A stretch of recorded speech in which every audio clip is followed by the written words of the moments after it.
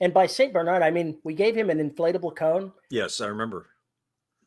But he could still get to the spot he's licking on his back leg. With that clown thing on, the big fucking... Are you kidding? He's amazing. Wow. I watched him do it. So I went and got a piece of foam and did this. So now he looks like a St. Bernard because he's got this little keg thing sitting underneath that he's got there. Oh, he looks pissed. He is not exactly the world's happiest cat. We're just going to put that out there now. I'm calling PETA.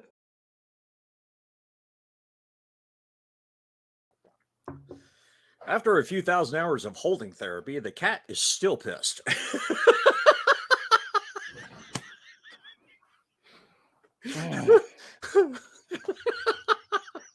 I'm sure that there's something else that's been going wrong for me in the last 2 weeks. I just can't think of what it is right now. Really? I'm under a damn horrendous deadline that I need to get this book I'm working on done. Oh, are you going to do that? Are you going to do that? Thank you. Thank you so much. Which one of that? Which one was that? Oh, little girl. Yeah, thanks for the ass. Nope, there we go. They're all in here right now harassing me because they're like, I don't remember what this podcast thing is about. I'm just going to come in and harass you. You're obviously talking to me. Yeah, right. But I'm under a deadline with the novel. I'm almost done with it, and I'll have it done before I leave for Vegas in 3 weeks. But once I'm done with that, I've got the announced date for book 1 of this series coming out is at the end of January. Oh, which that's fine. It'll be ready by then. The problem is that the rapid release schedule is, I think, going to be really challenging to hit. That was the part where I went, oh, it wasn't necessarily book 1. It was book 2. I probably will be able to make book 2 in the window. Book 3 might be a challenge. Oh, so he's going to be at Vegas, and I'm going to have a discussion with him. Release, I may see about talking to him about kicking the release back into February. Yeah, he's got plenty of other things going on in his schedule. He might not have a problem with it then. Maybe. He's already hit. Originally, this book was supposed to be out. He was thinking November-ish, which I said no. I have to. I'm not devoting all my time to writing these 3 books in a quick succession. When I'm done writing my next Imperial Marines book, which I'll start as soon as I get back from Vegas, then I'll write the next 2 books for this series back to back. Get them done. That's what I was. But I've got 3 books, 3 novels to write in fairly short order. So I'm feeling a little bit of, time pressure, but production-wise, my production is up. So it's not too awful, but it's not the place I would normally choose to put myself. No, it's a bad place. And I completely understand what you mean, because I am so far behind on Station 3. It is not funny. Do you have a deadline on Station 3? When were you hoping to get it done? Last month. You missed that. Oh yeah. Big time. I spent probably 4 nights in a row up till 2 a.m. trying to fix audio problems for the audiobook. And then Luna got sick. And between those 2 things, I just went. So I was down for 4 or 5 days. Was really rough to do anything. I mean, I crashed hard. So I took 5 days to myself, did whatever the fuck I wanted to do that had nothing to do with audiobooks, it had nothing to do with anything else. And took care of some chores I've been putting off and doing stuff outside and doing what I have to do to get out of that. And then I got the shingle shot. I said, fuck it. While we're down here, we might as well go ahead and get this done, and got that done. And yesterday was a good day. And then today, what am I doing? I'm back editing the audiobook. One of the things you learn as a writer is you have to love the process, because there are parts of it that you don't necessarily want to be doing. You'd rather be doing something else, but you've got to love the process that you're working, because you can't just write. You No. can't just edit. You can't Nope. just publish. You've got to do it all. So you've got to love the process. The problem with the audiobook is that it's now taking me probably an hour and a half to get the levels right on each file.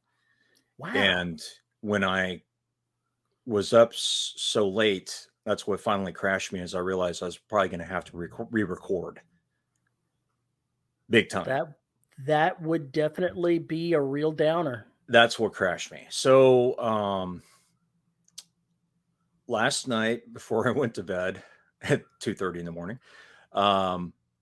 I had an epiphany about something. And so this morning I got into the audio chair and I started doing it. And sure enough, I found a way to salvage things, but it means that it's still going to take me 45 minutes to an hour and 15 minutes per file. And I have the levels get 55 so more to go. Messed up. This fucking mic. Ouch. Yeah. I bet you'll be checking levels on the first episode of everything else you do. Well, and I have been. The thing is, what happens is that everything's fine for the podcast. People don't complain.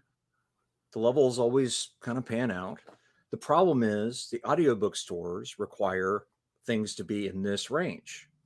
Well, when you have special effects and things like that, they come out kind of whack when you try and bring the levels. So you have to try and get that. Well, then you get hisses and you get sibilances and you get pops. And then, oh, wait, the noise floor is too low. We have to raise it. Well, when we do that, we bring all this other shit up. And then you have to find a way to try and, compress it. It's a nightmare. Anyway, I figured out how to do it. Fuck it. I got 2 of the files done today. Probably after this podcast, after I take the dog for a walk and eat, I'll put on the stupid baseball game and see how many more I can get done tonight. But that was bad, because I have not been able to make a fucking dime off Derelict because this isn't done. So that's really fucked with me over, past 7-8 days. But here we are and getting this shit done. But yes, for the future, it's like, oh, I had the gain high on this thing for this show. And so I kept it there because it was working. I didn't want to fuck with it. And it just did not register in my brain that I needed to check how that affected the recording. It just didn't click with me.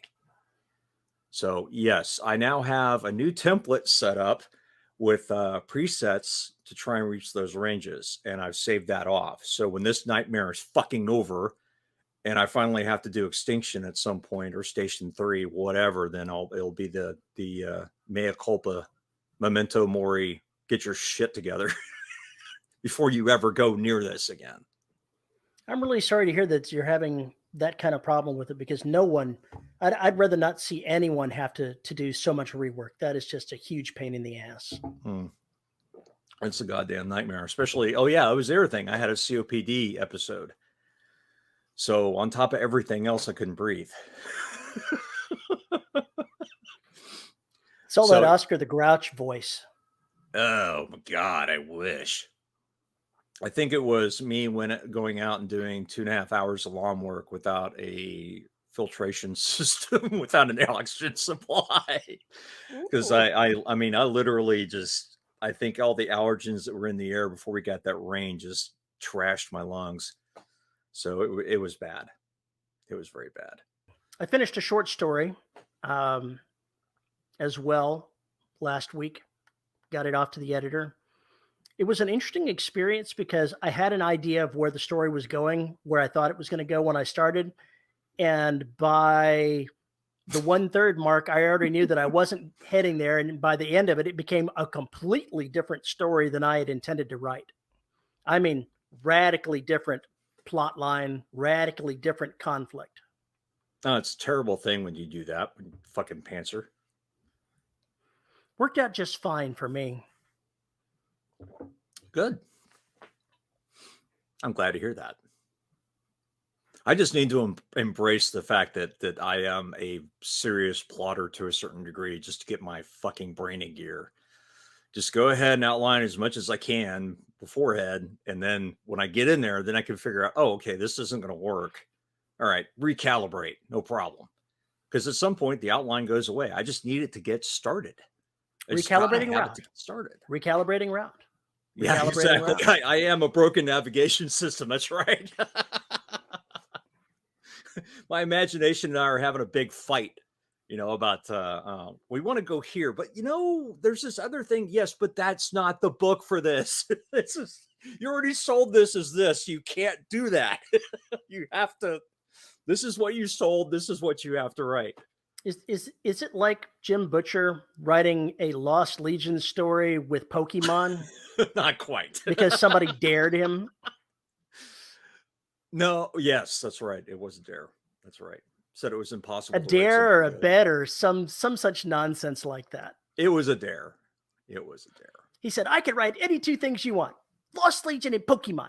Done. No, he put the 3 in there. Time travel, Pokemon, yeah, he added time travel. So basically 2 ridiculous tropes, and then for the fuck of it, here's Pokemon.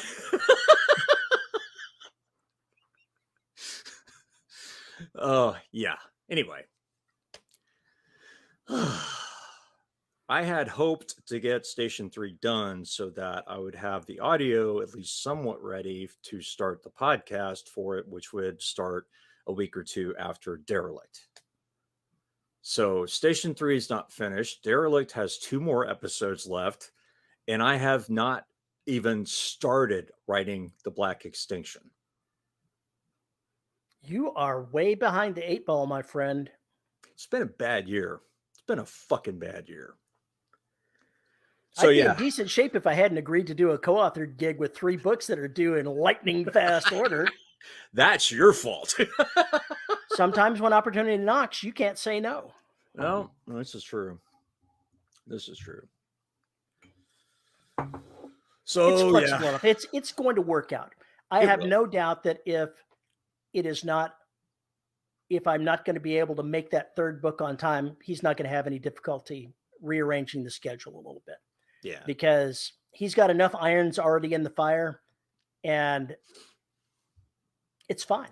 I'm pretty sure that it'll work out just fine. I'm sure it will. But I'm hoping to use the next 3 or 4 months, 5 months, whatever, working at this higher level pace and be able to keep it up once I'm done. That would be nice, being able to, bump my output a little bit. That would be the trick. That would definitely be the trick. I want to get back into productive mode because I was productive for a while. I kept getting dragged in 14 different directions. So since I don't have a gig presently, I need to get my ass in gear so I can start making money. But the big thing is getting Trident done, the audiobook, because I can start making money as soon as that fucking thing lands. Have you considered mail stripping? Nobody wants to see this bod, bud. Nobody wants to see this bod. Certainly nobody that would pay for it. Nobody would pay to see this bod. Well, that's not true. If I went to a certain part of town, furry convention? No, not even furry convention. That's all we're going to say. There are certain establishments that would be very like places where I get free drinks. Is this like the Blue Oyster? Who would have the Blue Oyster Blue Oyster Club?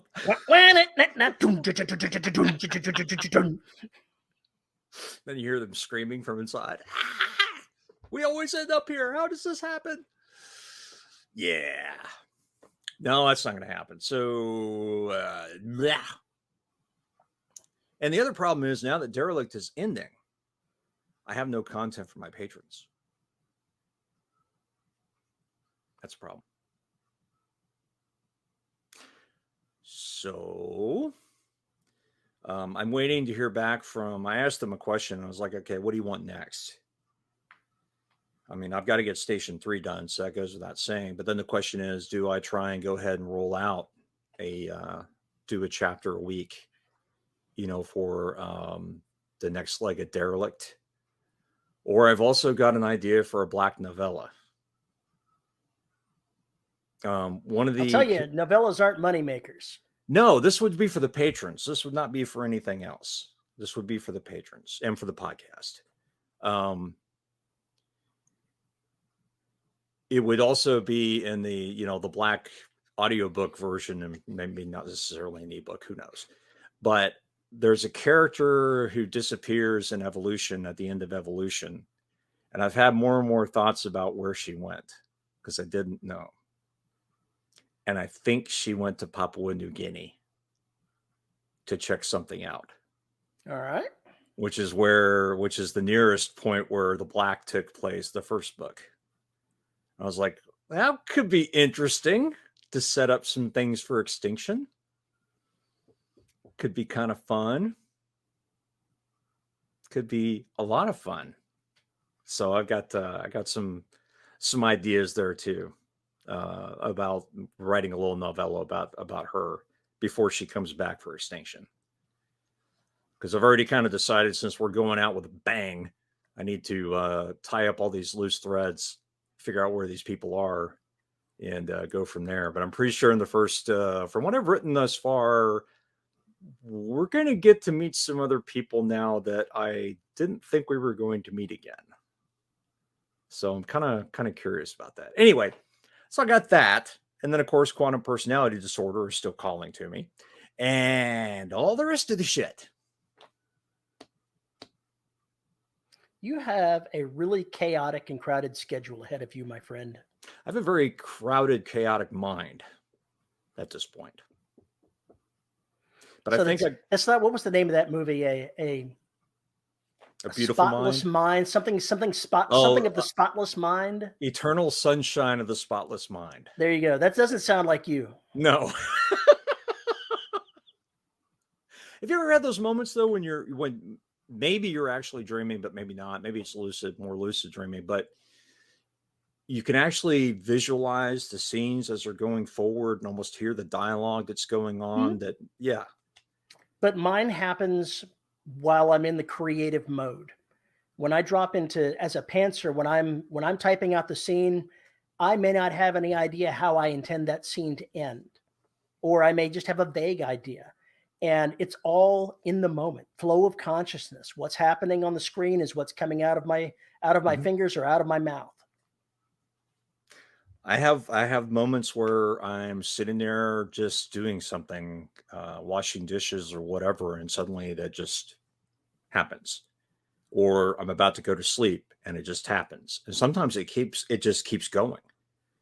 Mm-hmm. And it's almost like I'm enjoying it so much I don't want it to stop, to take time to go write in the notebook what needs to happen. It's like I want to just keep seeing this movie, and then it goes off the rails. Those moments most often come to me where I'm making notes at night or whatever, when I've got a problem to solve. Right.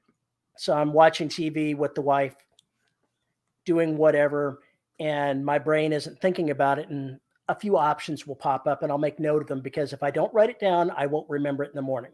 That has bitten me so many times where I'm like, oh, I've got this great idea. I'll remember it in the morning. Nope, never happens. Yeah. If I don't write it down, it never happened. That's why my I don't even want to know. I've been using the same notepad in iOS for probably 7 or 8 years.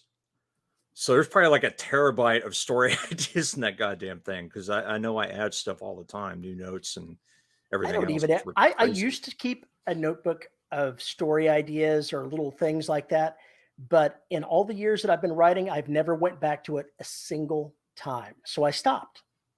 I've come back 5 times now. I've got so many things that I want to do.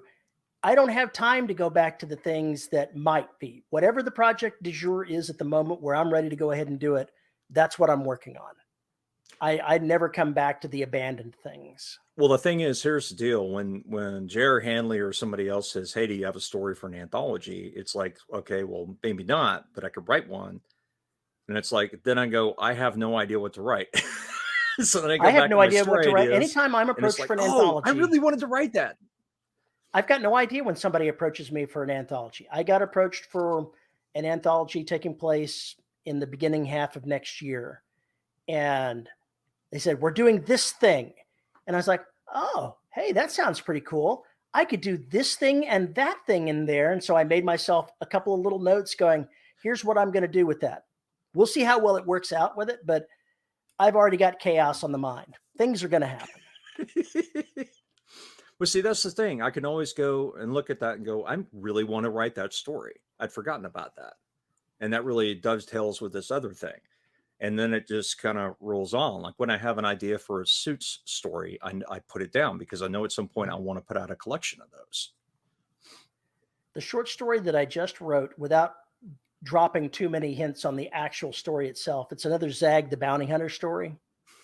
So he and his partner Zig are going somewhere to get his ship refitted, because fitting a Minotaur into a human-built ship just does not work out well for anything except comedy. And I use it for that in a couple of stories in a row, to my own vast amusement of doing things like that. And I decided that they were going to get the repairs from a friend of his, but that friend was having problems with a loan shark, and they were going to have to solve their friend's problem. And I was like, okay, that's it. That's the story I went with. And as I started writing the story, Zag was talking to the human child that's his apprentice and mentioned something about his homeworld, about how the herd mentality was there, how there were alpha males and the females that selected the males that went underneath the alpha male, and how the breeding whole thing worked, and how most of the males, they just didn't get any action no matter how hard they tried, because they would never be elevated to that level of society. And then as I wrote the story, I said, I think this loan shark is a Borrelian female that's escaped from the home world, and that's going to turn Zag upside down. And that's where I went. So I never saw that coming until I started writing, but just a couple of lines of dialogue of what felt like just, expanding on the world. And I thought about it and I said, oh no, I need to change the entire course of this short story, because I was going to have, some action adventure thing where they dealt with the loan shark. Oh no, there's no fighting in this story at all. It's all trying to maneuver around his society and figure out what the hell is going on. He's an exile from his own world. He left on his own, and now he's got to deal with somebody that he would never have expected to see at all. And worse yet, she knows his name. She knows who he is. He was the inspiration that caused her to leave. And so there's baggage. There is baggage, and I liked it. You're such a sick man. Just a sick man. How dare you do such a thing? And on a totally unrelated note that actually does tie in a little bit, we went and saw the new Bond movie the other day in the theaters. And usually I'm leaving the theater and sitting out in the car, and I'm writing up my initial thoughts and posting it on social media. I still haven't said what I think about it, because I had to think about it. It's different than the other Bond movies that Daniel Craig has done. That's what I've heard. Usually James Bond does not have character growth. That is not the kind of character that he is. He's like Clive Cussler's Dirk Pitt. He does not change. He simply is. And the world is what it is. But in this last movie, they went ahead and sent Daniel Craig out with a bang. And there was emotional growth for his Bond. And I had to think, did I like that? Did I not like that? Because it was so unexpected that I had to think about it. And it's so antithetical to the series. In the end, I decided that I did like it. I'll give it 4 stars. It wasn't the best Bond out there, but it was probably the second best Daniel Craig one. But it may also be the most unique for that reason. It's definitely the most unique. All the Bond movies. Unless you count the spoof one. No. Throw the Woody Allen bullshit out the window.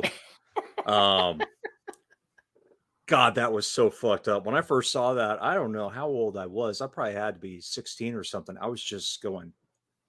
You're like, what the hell is happening here? What the hell is happening here? All you could think of is, what drugs were they on? No. Somebody should have you watch the Pink Panther. Oh, I love the Pink Panther. When you were in that condition. Oh man, I watched all the Pink Panther movies. First decade of my life, I saw all that shit. I think I saw 2 of them in the theater. So I remember one of them had boobs. I don't remember which one that was though. It was just very, very, very quick shot of boobs. I don't remember. It's been a long time since I've seen any of the Pink Panther. It was either second or third movie. Anyway, yeah. Okay. But oh my God. One of the things that I thought about with Bond was how they could still tell a story packed with action. And they did something with Bond that they'd never done before. They made what he was doing have real meaning to the character.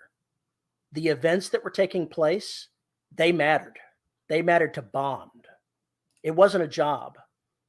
It was more for the first time, I think, ever in any of the Bond movies. I'm trying to think. Have you seen it? No, I have not. Okay. I don't want to spoil. I'm going out of my way not to spoil it. Yeah, I appreciate that. I definitely think that you should see it. It was definitely an interesting experience. The last Bond film I saw was Quantum of Solace. That's been so I'm like 3 behind or 4 behind. I think the one after Quantum of Solace was Casino Royale. No, Casino Royale was the first one he did. That was his first. It wasn't Casino Royale. There was one where they changed out Judi Dench for the male M. She left the series and they replaced her with a man. And that one, I think, has to be the one out of Daniel Craig's that I liked the best. Spectre? Is that maybe the Spectre one? I think it was. Okay. Yeah, I haven't seen... So I think I am 3 Bond films behind because I think Spectre came out after Quantum, but I could be wrong. I think there's one in there. This isn't much of a spoiler based on the previews that they have out there. Spectre plays a very solid role in this final movie. Oh, really? Well, that's kind of nice. It's a loop. You get to revisit Blofeld. You get to see him again. I was going to say he, which Bond movie, which Roger Moore was that? It wasn't Moonraker. I don't remember. At the very beginning of one of them, they killed off Blofeld once and for all. But it wasn't satisfying. But in Daniel Craig, they brought him back. Yeah, I know. Well, it's a totally different universe. They reboot. It is. It's like alternate universes of Bond. Yes. Basically, everyone is an alternate universe to a certain extent. And that's the way you have to run it because time is changing. This guy's not aging. Not in that world. I've read in the news that they said that they're not even going to start talking about who will be the next Bond until next year. But of course, the Twitterverse is already aflame with speculation of who it should be. And I actually like one of the ideas that they put forward. The person that lost out to Daniel Craig for the role was Henry Cavill. He lost out because he was too young. He was only 22 at the time. Now he's Daniel Craig's age. So I think he would make an excellent choice. Having seen him in, Witcher. See him play the character in Witcher. He can definitely do the type of mentality, the type of face that's a game face you have to have for Bond. And if you watched him in The Man from U.N.C.L.E., he can do a spy action movie pretty good too. Oh yeah, I think all those guys can. I don't think it's a problem there. Somebody asked Craig, and of course it was taken out of context and people got pissed, but they asked him what he thought about a female Bond. And he said he didn't like the idea. He said, because why don't you create a character that's supposed to be a woman that has those attributes? That's a completely different thing. And somebody, I don't remember which rag it was, basically the headline was Daniel Craig doesn't think a woman should play Bond, with no context to it, right? And so it was just there as clickbait. And Well, so every people news didn't read article what he these said. days is clickbait. Right, but nobody read what he said. And so I saw on Twitter like this whole fucking thread going on over here about, you know, bashing Daniel Craig and everything else. I was like, yeah, I'm done with these people. I was like, if you really didn't read the article and take it for what it meant, which is in complete honesty, and I agree with them, that should be a different character. That should be something that is geared from day one to be a female character. And it should be something new. It should be something different. Make it something unique. Let me go ahead and this will have a very mild spoiler for the most recent Daniel Craig movie, the most recent Bond. He is not a 00 agent during the majority of it. Okay. He's been replaced. Okay. They thought he was dead. They thought he was gone. So there's a new 007. But she is not Bond. So this movie has a different 007 and James Bond. Okay. So it's splitting hairs, but the people that own the licensing for it, the Ian Fleming's foundation, his family, the people that run it. It's a state, yeah. They say their agreement that they made was that James Bond must always be a man. Not 007. Really? Not 007. Ah, okay. I got what you're saying. Bond must always be a man. So do you think they're just going to retire the character? They're retiring his character, yes. I don't think that they're going to retire James Bond, because also in this most recent movie, they had a American-related female agent that was pretty awesome, that I wouldn't mind seeing her have her own series. I think that she could do very well. And of course, you know, there's always the female 007 that survived this experience as well. But although they're going to reset the entire James Bond verse, so who knows what they're going to do there. There are options. They tried to go ahead and float a female special agent, God, a decade ago as part of the Bond franchise, maybe longer than that. And it just didn't grab enough attention. I think the world has changed a little bit, and I believe that that's more acceptable these days to the audience. Let me clarify, to the audience that watches James Bond. Right. Well, it used to be more, you know, you had the Bond girl, right? She was just there to, you know, be beautiful and provide a reason for him to do things is really what it was. In this case, early Bonds. In this case, that one scene with the American agent, she kind of filled the Bond girl role and then used a submachine gun to mow down Spectre people. So there you are. And there are a few Bond girls that do that. And I'm calling them Bond girls on purpose, because that's those of us who've been around long enough. That's what they call them. That's what they call them. That just go look through some old issues of Playboy or Penthouse, and you'll know what we're talking about.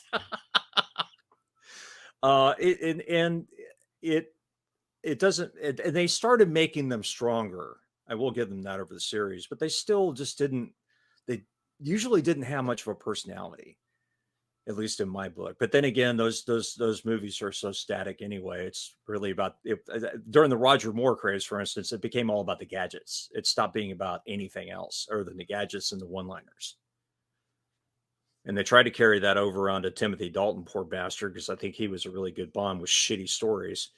And then I think I would have to agree with you there. I think Timothy Dalton's Bond is next to Daniel Craig's as the best. I really do. From an actor point of view, he grew into the role. His first outing as Bond was not good. Yeah, Quantum of Solace was not good. That wasn't his first. Or whatever the first one it was in Casino Royale. Whatever the first one in the sequence was, it was not good. I did not like it. Didn't like him playing the role there. I think that's because it was a smack in the face after Pierce Brosnan. Pierce Brosnan was and still is, to my mind, my favorite one, because I've waited so long to see him after Remington Steele. Yeah. I was like, oh, he would make the perfect Bond. 20 years of saying he should be Bond. And then he's Bond. And you're like, oh, I'll be in my room. Yeah, the problem was he was I mean, if they'd done that, I mean, the problem was it's like if you look back in retrospect, they had to do Timothy Dalton versus Pierce Brosnan, and NBC fucked over Pierce Brosnan the way it was anyway, because he was going to be the Bond. He was going to be the Bond, and then they fucked him. Yeah, things would have been a little different, but still, the stories weren't as strong. They weren't as well written. They still had too much lampoonish bullshit in them. They weren't serious enough for what I felt the character needed, because it kind of needed to get back to at least some level of professionalism with that character, because it just got tired. The cue that they have used in the most recent set of movies, I like him. He's got his gadgets, but he's also a whiz. He's a computer whiz, able to do research and dig into things. And that suits the story much better than, oh, Bond, I've got this new watch for you. No, I love John Cleese's too. John Cleese's cue was awesome, because it did come off as a little less smarmy and a little more intense at the same time, with the dry cutting wit, because he didn't like Bond at all, doesn't like him at all. He kind of hates him, actually. And you could see it. The 007 in this latest one, she has an off comment with Moneypenny. And she says, I think I can see why you shot him. And Moneypenny says, give it long enough, everyone takes a shot. or some such nonsense like that. Yeah, that's a much better. That's much better for me as a viewer, reader, listener, whatever, to see that than the old tired bullshit from the 60s and 70s. Maybe it's just because I saw those movies so many fucking times, I was just over it. And they always were the same. The music from this one, it was interspaced. It was new music, but it was interspaced with ones that had throwbacks to previous Bonds. And it's an excellent writing soundtrack. I've used it a fair chunk. I'll have to go get that. Oh, that's what I was going to tell you. That's what I was going to tell you. I found a new band called Long Distance Calling. Okay. Almost everything they do is instrumental. They go all over the place. Each album seems to have a different theme. The newest one is called Ghost, and it's kind of an EP. But you might want to give them a try. It's interesting because everything has different flow to it, but it is usually the way that the songs are on the album is they do take you on this roller coaster ride, and then the songs themselves are mini roller coaster rides. All right. I'll give that a try. I listened to it after I discovered it, and I immediately wrote like 800 words while I was listening to it, and then I had to go do other shit. But yeah, you might want to check that out. Thought that was cool. They're from Germany, but it's pretty neat stuff. It's pretty neat stuff. I'm actually looking forward to writing again.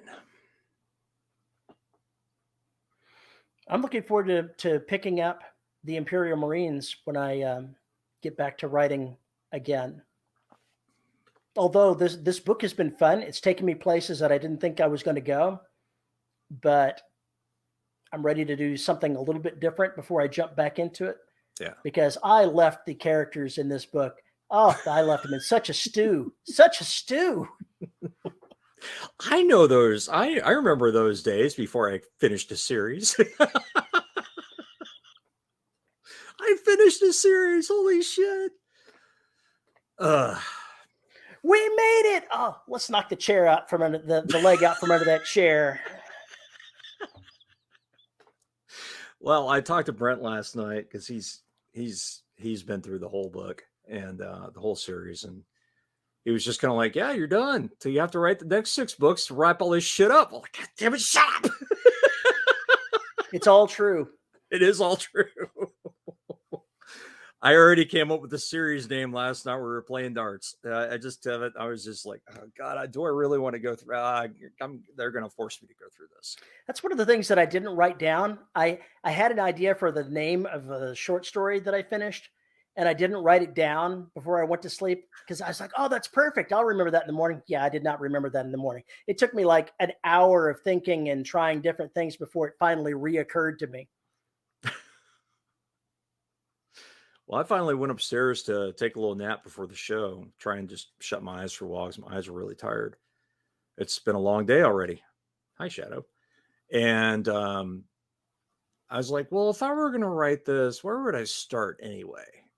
And then I had this, there's something that happened out at Pluto, and something is there still, which is sort of mentioned in passing.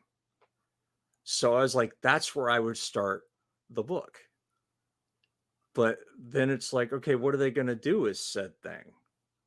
And then I thought, maybe they're going to send something into said thing. And I went, oh, fuck. What is that going to look like? We've seen them popping out. Can you go back the other way? It'll be fine. Can you enter wherever these things came from? Could you cross that boundary?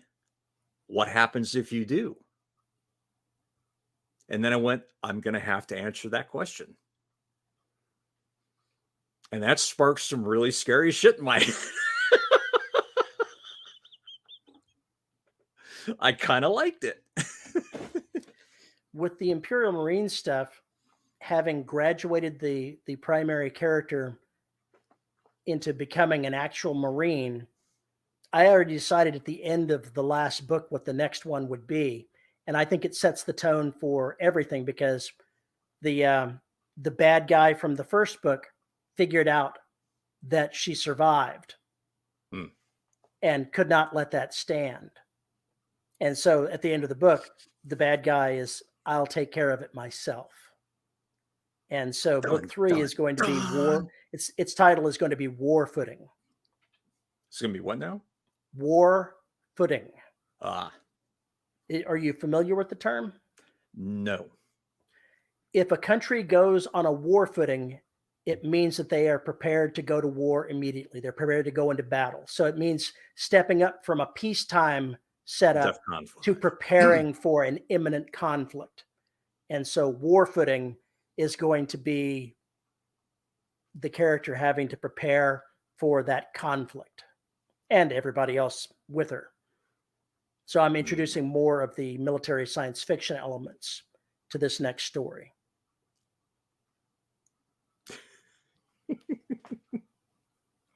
Why are you chortling? Oh, God damn it.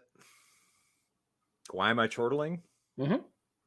Okay, so because of happy accident, not really. Paul at the end of Destruction grabs scientists. Okay. They end up back on Trident.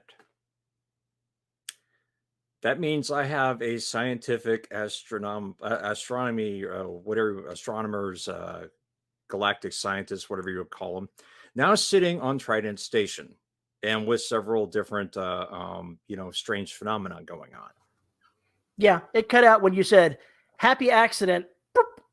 Of course. So let me just repeat everything I fucking said. Every damn thing you said. As you try and drop out on me again. I'm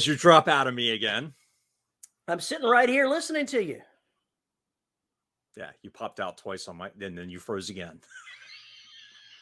You haven't froze at all, so my connection is still good on this end. Okay, all right, fine, then I'll fucking ignore it. At the end of Destruction, I grabbed the people who were on the Pluto Exo Observatory, and they got rescued. That means they're back at Trident. That means I already have a science crew. I don't have to go get one. So if we continue afterwards, I now have a science crew that is used to looking at this stuff, and now they have several new phenomenon to look at. Not to mention new devices that the new trio can manufacture for them that they didn't have before, and etc. And then we can scientifically discover what the fuck is going on. Okay, I get that, but why did that make you chortle? That's what I'm trying to figure out. Because I'm thinking about who's going to be reading this data from this damn probe they're going to shoot into this goddamn little rift I created. Okay. And one of them, and the chief scientist on PEO, was Nobilis Reed. Ooh. I can only research when my assistants are having sex. I have made that character into something that is very non-Nobilis Reed, but it will be funny because he will be a jackass, complete jackass. Wait, how's that different from Nobilis Reed? Oh, stop that. Sorry. Stop I that. couldn't help myself. Yeah, I have the idea of a very combative scientist who likes things his own way and is going to constantly get static from the sentient entities that are growing aboard Trident. So that's going to be a running gag, I think, right there. Especially since the trio's personalities are not yet I'm fully pretty formed. certain that the artificially intelligent coffee maker has tried to kill me 3 times. And that's the other thing I've been wondering about, is whether or not there are certain other entities that are going to take umbrage with him in severe ways, just because. You should just have a comment dropped offhand like that something as ridiculous as an artificially intelligent coffee maker tried to kill him. Exactly. Anyway, it made me laugh because I think I was putting pieces in place for all of this. I just did not realize what they were. But now that I'm over it, now that I'm past where I needed to go, now all of this other shit is opening up. Yeah. Really opening up. One of the things that you'll discover as someone that writes a longer series will do is, as you're writing, think of it as walking uphill. Basically, you're taking whatever path looks good. You're doing whatever you need to do to get to the top of the hill.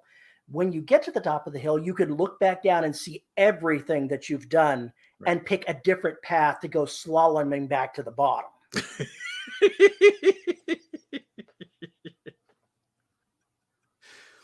Well, let's see. We did 4 books, really 5, to get to start the shit.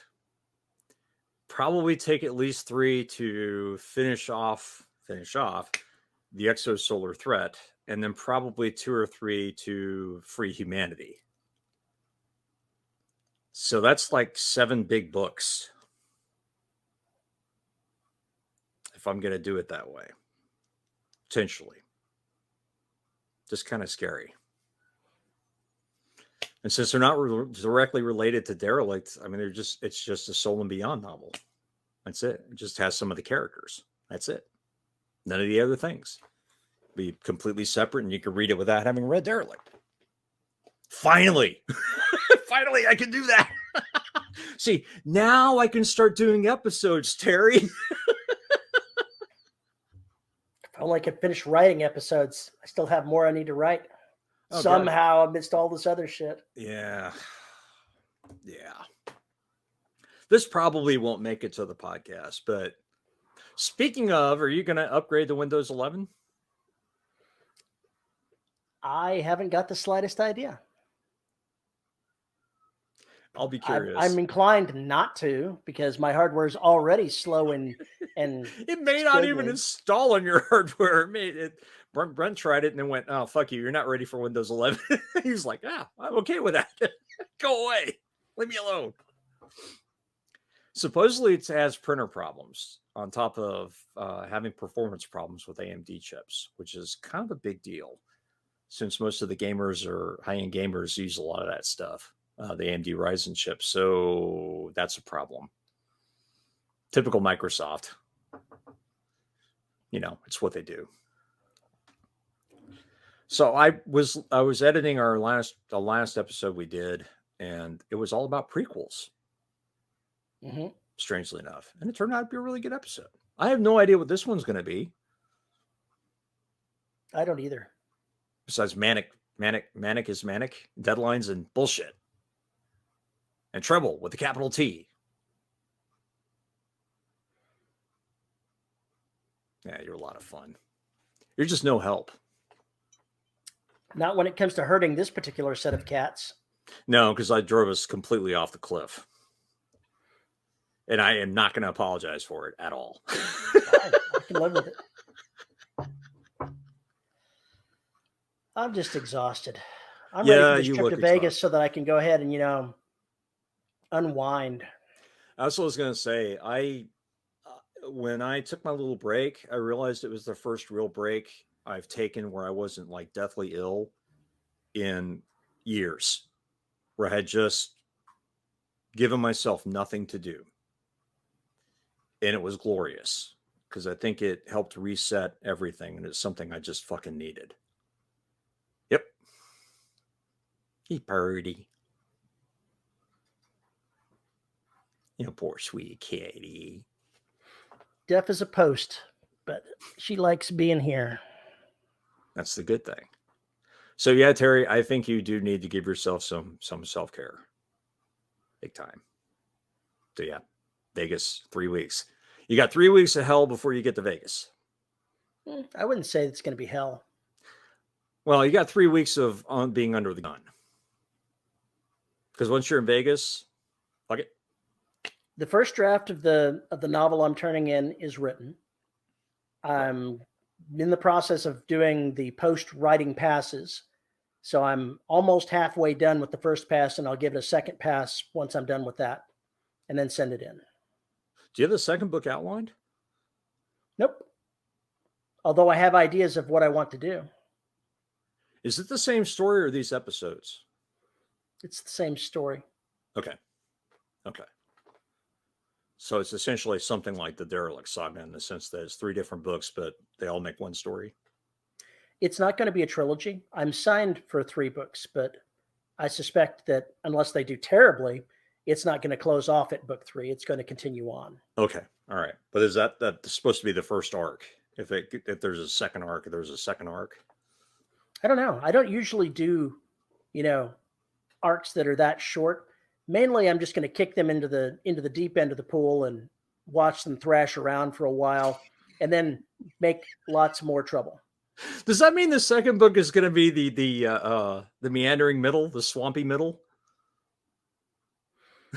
Pretty sure that the first book was the meandering middle. Was that Terry figuring out where the fuck he was going? Is that what that was? No, it was more. This is one of those books that starts off with someone is given an impossible task that he's got to accomplish. And then he proceeds to find out that it's much worse than he thought it was. Hilarity ensues. So lots of things of, I've solved this problem. Oh, wait, there's this other problem. Or this causes the other problem. So there's lots of Jim Butcher style. there are lots of trying to solve little problems to get to where you need to go. And while the main character will get there sort of where he wants to go, let's just say that he's bringing a lot of baggage of the quick fixes along with him.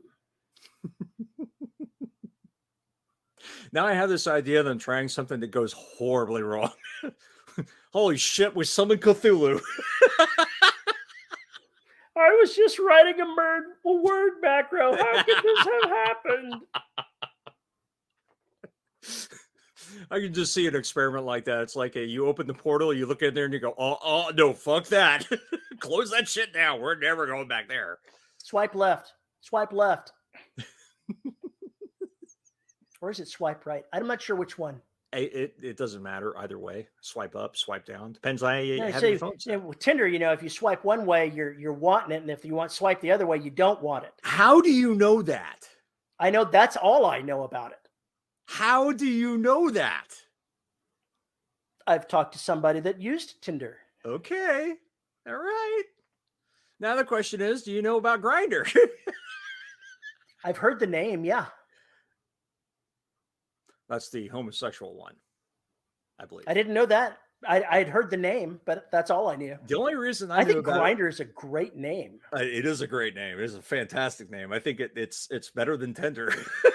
Pretty much, this is what we're going for. I'd only heard about that because of a YouTube video that referenced it.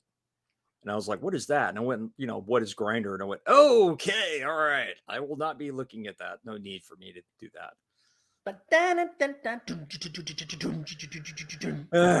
Yeah, something like that.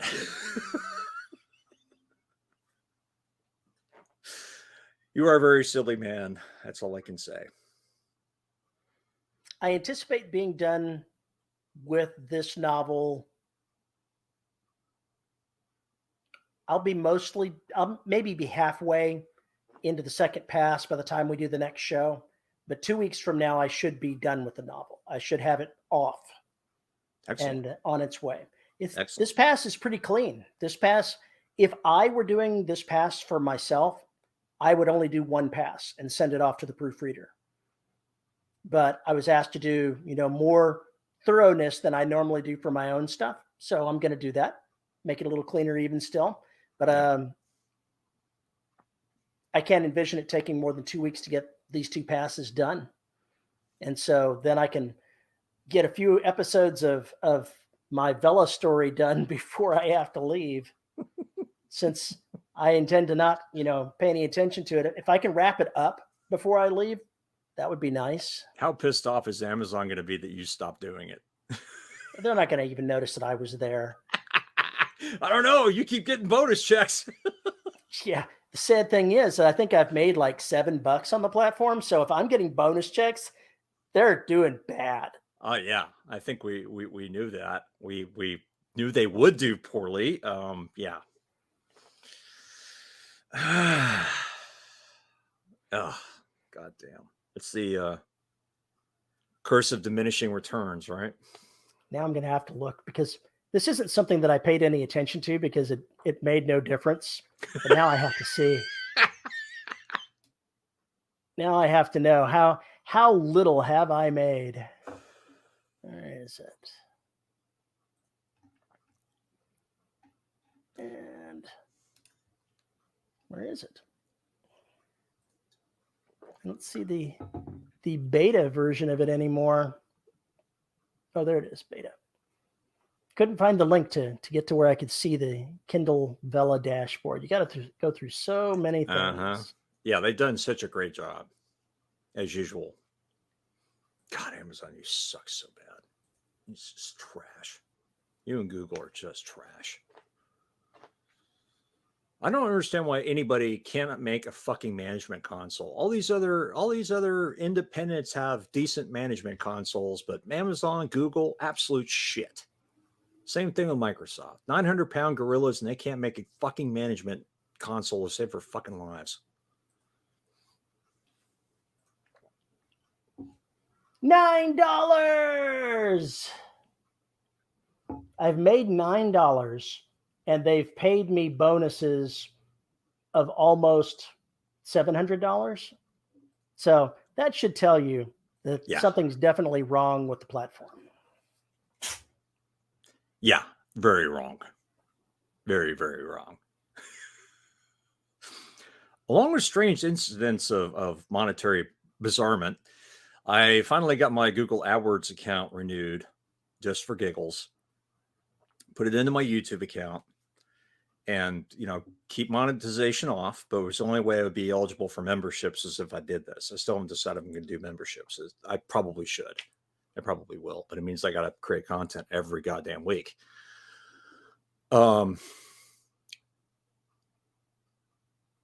It said, okay, your last 28 days, you would have made $2.15.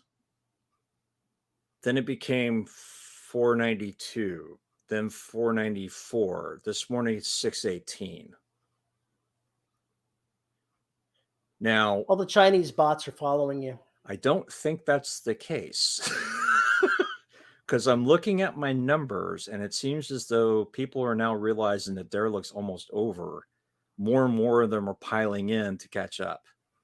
And it's 142 episodes, I think is what it's going to end up being. 142 fucking podcast episodes for the whole shooting match. It's weird, though, because it's just starting to trickle in, and I'm starting to look at the black is picking up a little bit on the views, and it's just bizarre. I'm still not going to advertise. I just thought it was really interesting, wondering if it has anything to do with the fact it's October and people are looking for something creepy to read. I don't know either. I just thought it was interesting. It'll be interesting to see what happens with books in general, because the paper shortage is starting to really affect things. Yep, it's coming. It's actually here. It's here. A bunch of Kickstarter programs are having to be kicked back because paper shortages are preventing books from being printed. The print runs for the big 5, big 4, big 3, big 2, big 1 releases are being capped. Things like that. Yeah, there will be no reprints. You will get 5,000 copies and that is it. And don't even hold your breath for a paperback. That's going to be a while.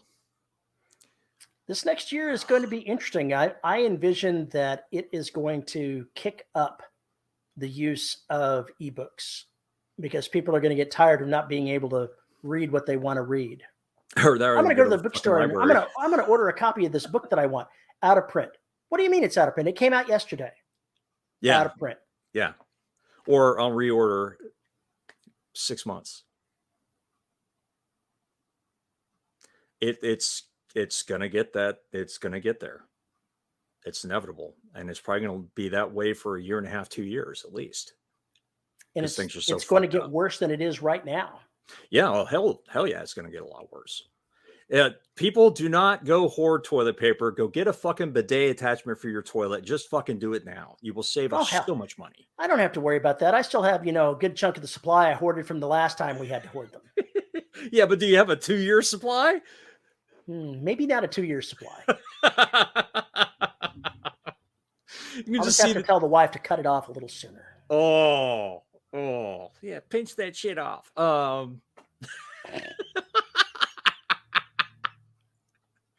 I think a bidet attachment is like $30 or something. It's not a big deal. I've seen it and I've talked to people who have them, and I'm like, it's really starting to sound like a good idea more and more. Yeah, until you get that cold water in the middle of the night and you're not thinking about it. Woo! They have ones that are heated that don't cost much more because it's got that they've got ways to do stuff. Trust me. I'm sure they do. I don't know the ways of the bidet, so I can only mock it. I am bidet curious. I'm not full-blown bidet. I'm just bidet curious. I can't believe I said that. Holy shit. Anyway. I think that may actually be the lead in for this show. That may be the bumper right there. I'm bidet curious. I think that it's probably a smarter way to go in the end. Pardon the puns that are flying all over the place. They really aren't. He said end. Oh. Yeah, exactly. And that's not the least of it. If your computer craps out, it may hurt for a while. Luckily, I've got a computer that is slightly newer than this one sitting in the closet. If my ancient PC dies, I can go ahead and bring out the not quite so ancient PC and use it. Yeah. This Mac Mini dies, I'll just have to find another way to get it limping along and then transfer what I can from here to Linux. And that's pretty much about all I can do until that Linux box breaks, which isn't even mine. I mean, it's the robotics company. So it's not really even mine. So I don't know what I'm going to do at that point. Hopefully we don't get to that point. But if you read, there was an article about the whole supply chain thing and what's going on, and it was really in depth, and it was like 5,000 or 6,000 words easy, maybe longer than that. And it's scary. It's not just us. It's basically everything's packed up because there's nobody to take it. That's one aspect of it. If we're talking here in the United States, there's so many aspects to the supply shortage. The ones that I've been paying attention to recently, we're talking about, you've got all of those cargo containers ships that are sitting off of Los Angeles waiting to get into the port of LA. Yep. Some of the problems that they're running into are not being communicated effectively. by our media, and I'm sure this is a shock to you. Some of the things deal with the fact that the unionized port, the longshoremen, don't let independent owners in to do the taking of stuff out of the port, from what I understand. I may be misremembering what it said exactly. That's an aspect of it, because it's reducing already a short number of people moving the containers down even further. But California's ecological laws say that truckers can't come in to do the trucking if their rig is older than 2011, I think it is, because of emissions. And people aren't willing to spend twice as much for a new rig. And so they're having that drive some of their shortage as well. And so good luck. They're going 24 hours. Good luck. And the nation is also short 60,000 truck drivers. Yeah, that's part of it too. Because of retirements, because of people dying, and they can't get new people to come in because nobody wants to work that fucking job. I mean, it's going to be interesting. I saw some shots fired from Florida that hasn't been really reported on much either. They've got a big shipping port in Tampa, and they said, all those shipping containers sitting out there in off of Los Angeles, if you go through the Panama Canal, you can be here in 7 days, and we have no waiting. Oh, that's going to be tough for a lot. Oh, that's going to be bad for a lot of ships, though. Oh, that's going to be bad for a lot of ships. Would it be? Why would it be? Because usually there's a whole logistics part of this thing that requires blah, blah, blah, and blah, blah, blah. And if suddenly they have to turn around on a dime and figure out how to get stuff over there, it's going to complicate things. It's also going to cost a lot in fuel. It will, but how much is the shipping company going to lose by them sitting out there for a couple of months at anchor? I don't know. I don't know about that. It's going, whatever. My implication in this is that it's going to be complicated and messy. Yeah, no matter what you do, it's going to be complicated. No matter what happens, it's going to be ugly. And it's not going to get better fast. The other thing is, you got India, you got China, you got all those other places which are stocked. We have the canals in the Middle East that are stuck. You have water problems where the water has gotten too shallow for boats to get out.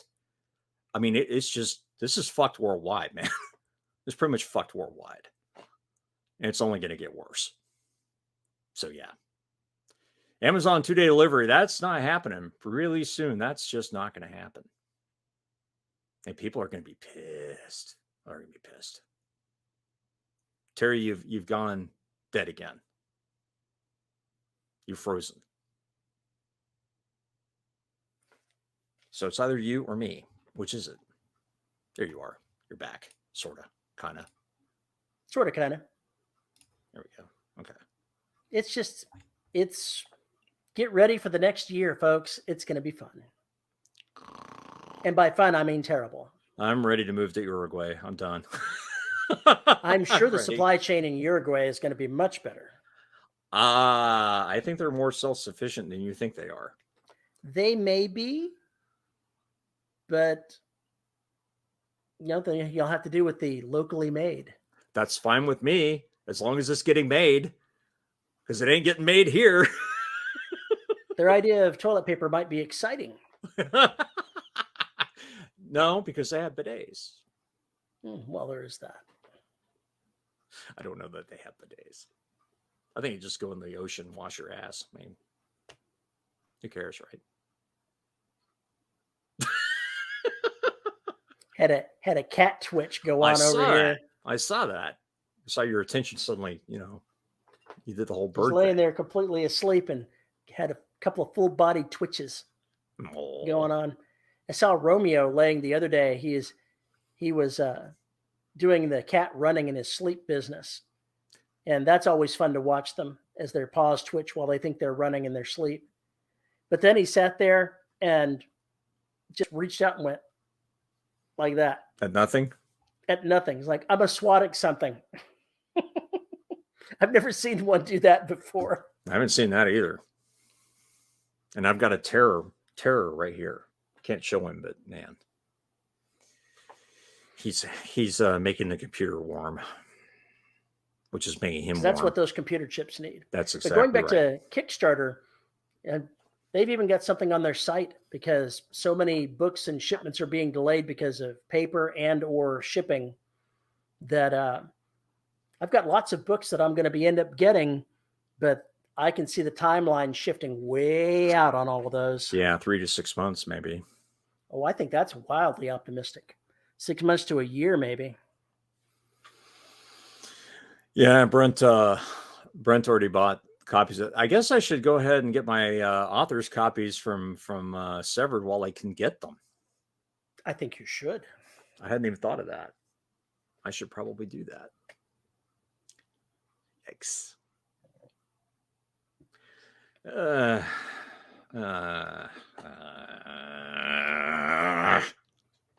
It's a good thing we have ebooks. Yes, it's a good thing we have audiobooks. It's good to be digital in some cases. It's excellent to be digital. People are going to be drag kicking and screaming, man. I'd rather go to the goddamn library. Well, the library's not going to have those books either. They're all different ones. I feel sorry for the traditionally published authors. They're Even boned. though this is not their fault, the cap on their sales, the loss of reprints, the having a runaway, the possibility for a runaway success yanked out of your hands is just awful. Yeah, it is. Because they're going to blame the authors, even though it's not the author's fault. The authors are the ones that are going to suffer. That's what they always do, even if the book is moderately successful, because that's what they always do. They only look at the numbers. They don't look at the cause for the numbers. That sounds like accountants. You know, that's because it is. Can't trust that is those damn bean counters. What's your wife? What was she doing? She used to be an accountant. She used to be a financial analyst. She used to be one of the evil people. Now she's just moderately evil. Now she's just somewhat evil. Somewhat evil. Dr. Somewhat Evil. Dr. Somewhat Evil. It also makes me wonder if that's going to drive more people to podcasts or other entertainment. I mean, there's no telling. There's no telling what the ramifications are going to be. But I also get the idea that quote unquote free content is going to get more prevalent or more popular than it is right now. I'm not sure how much I like that idea. It just trains people not to pay for your intellectual creations. Well, it depends on how you look at it, and also depends on how you deal with it, which is what I'm saying is I think that the people will seek out the free content. I think they will pay for it. I think the advertising backlash is here, and if not completely here yet, it will be soon. I think the possible breakup, or at least the scaring the shit out of Amazon, Google, and Facebook is commencing. I think a lot of things are going to change, and I think some royalty rates are going to change, and I think people are going to be more willing to seek out alternative ways to support artists, because that's happening. People are getting pissed. And the more and more of this shit comes out about what the big media companies are doing, the more they're looking for ways to support their artists in a different fashion. So if I can, if they can give me $2 or $5 or $10 or whatever a year, that's what I would make off of 4 ebooks from them, right? When you start calculating it. So does giving the content away for free with the hope that they will put in that kind of money, or they'll join Patreon to give me that kind of cash? I think it's worth a risk. Well, what was it? Was it Neil Gaiman proved that you could give away books and still make money on them? Cory Doctorow. It was him. Cory Doctorow. That's it. I got the wrong person, but yeah. And it's working. I mean, I make more money off my Patreon than I do my book sales. Period. End of story. That's just the way it is. She knows I'm looking at her. Of course she does. Of course she does. She's like, what trouble can I cause back here? Oh boy. Any moment now, Terry's camera is going to jerk around and fall off or do something else. You can see her behind me on the cat tree. Mm-hmm. She's looking for trouble. I can hear her calling for it. Any minute now, it's going to happen. Any minute now. Uh-oh. Yep. He's on the move. Yep. Well, at least you don't have to worry about hawking your books at Vegas, right? No, I'm taking some along, and I'm going to be there at the author signing sort of thing event that they're having. But I don't anticipate actually selling any. What I'm going to do, and I'll probably sell a couple. It probably will work that way, but that's not the purpose. There's no making money on that. Right. But what I Never am going is. to do is print out QR codes for the books in series and have them there so people can look at the book and go, oh, hey, that's pretty cool. And just use their phone and take a zing off of the thing for the book, and off they go. You know, I wonder if I should try putting that on my YouTube videos. You should. The QR code to go to my author page on Amazon. Yeah. Huh. You should. Huh. It's what I have on the back of my business cards. I don't think I'm not sure if I go directly to that. I think I may go to the book that is on the card, but I maybe should move it to the author page. I hadn't thought about that.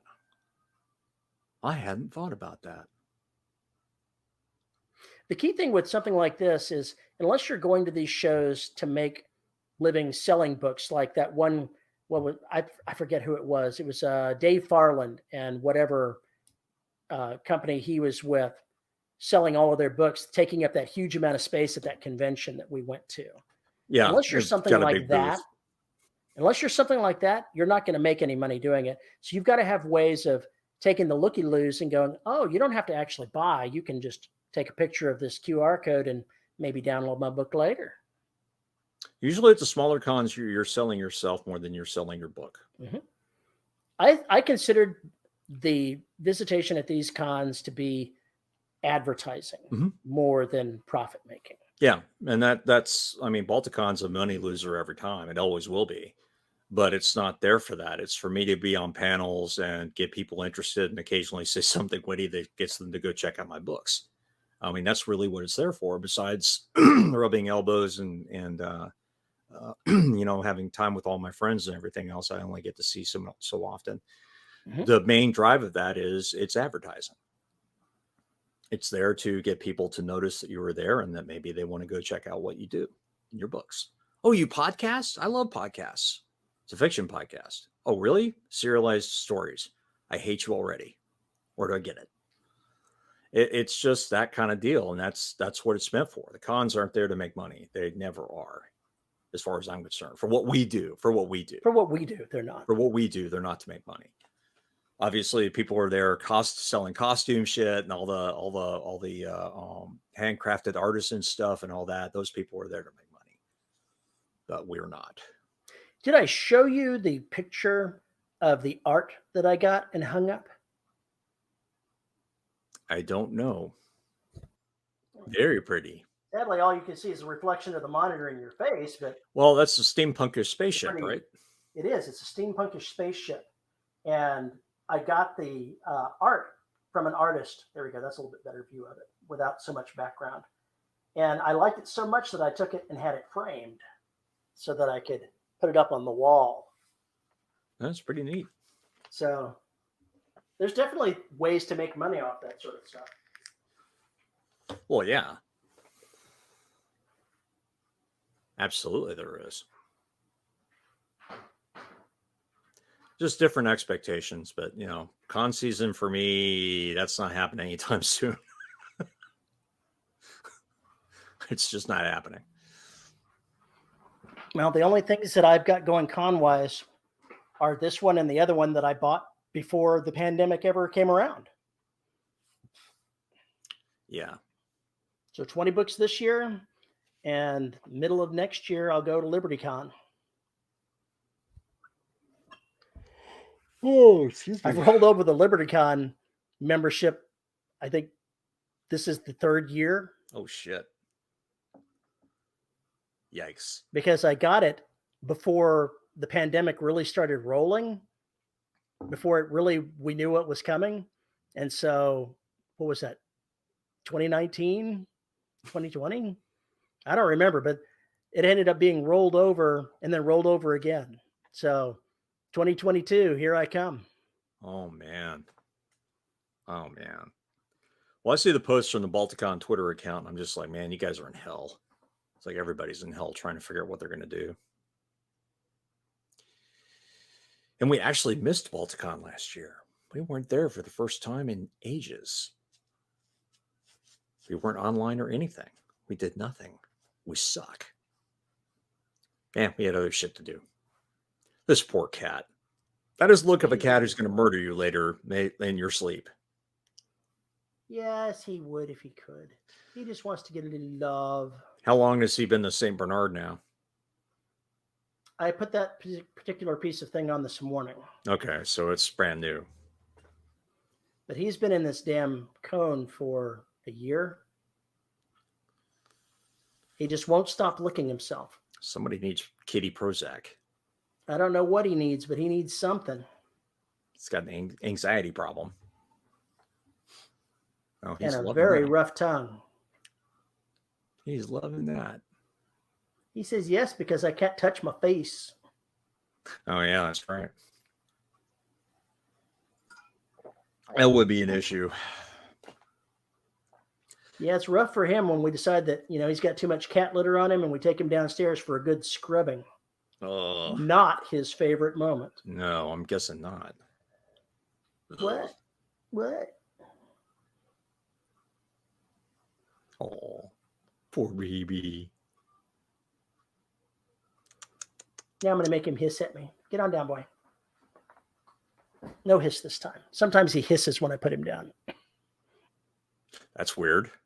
How dare you put me down? He doesn't like being moved or held in ways that he doesn't like.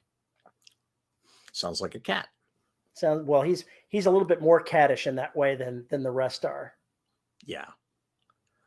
Yeah, I can see that. Hence the welder's gloves for washing. For washing and nail trimming, we have welder's gloves. Mm-hmm. Have you looked into chainmail? Have you looked into getting gauntlets? The problem with chainmail is those claws can dig in. Yeah, that's right. That's not really, chainmail's not really good for fighting an animal with claws. It's not good for, it's good, but until you've got a poignard and then you've got an ice pick right through you and you didn't even notice it. And now it's trapped. Because half the time it can't get back out anyway. So now it's scrabbling even harder against you. It's like being caught in the net, right? Mm-hmm. Yeah, it's not a good time. That's not a good time. Christ almighty. Where do we get this shit?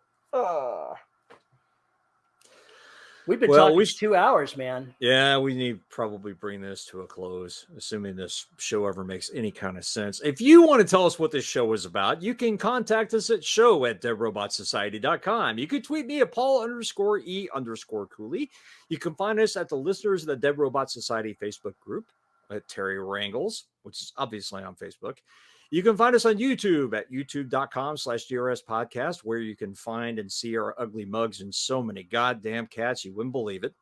We have to thank our wonderful host, Pod Hoster, for making all 14 bazillion episodes of the Dead Robot Society available for your ear holes. And if you want to support the show, you can go to patreon.com/DRS podcast, where for as little as $1 a month, you get access to exclusive live shows and mostly unedited shows that we record. And at the $10 level, you get your name read. And the names are, Paul has to go look them up. Because as always, Paul is ready for Not this. always. I was ready. I was for show 600. I was so ready. I was on it. I was on top of it. Okay. One time out of 600 episodes, that's all right. Nobody likes you, Terry. I've pretty much gotten to live with that. That's a life lesson there. Nobody likes you. Count on people liking you. Just nobody likes you. Oh my God, I got to move this out of the way. And our $10 patrons are Summer Wilson, Tony L. Joy, Andrew Smallwood, Veronica Jaguar, Rick Shaw, Lisa Slack, Chris Winder, and Isabel Cushy. Thank you, patrons. Thank you to all of you for your support in making this show possible. We very much appreciate it. And with that, Terry, we have to do one more thing. We have to thank Corpse Coffee for keeping us caffeinated. Otherwise, we would not be caffeinated, and that would be bad. And that's very bad because we don't write words. We don't do stuff without caffeine because we're addicts. So we have to thank wonderful corpsecoffee.com for supplying us with their caffeine. So go to corpsecoffee.com and check out their list of boutique coffees, teas, their wonderful webcomic, and tell them Terry and Paul sent you. Visit corpsecoffee.com and get the dead in your cup.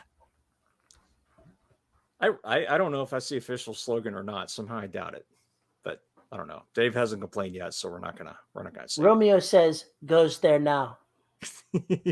Goes there now.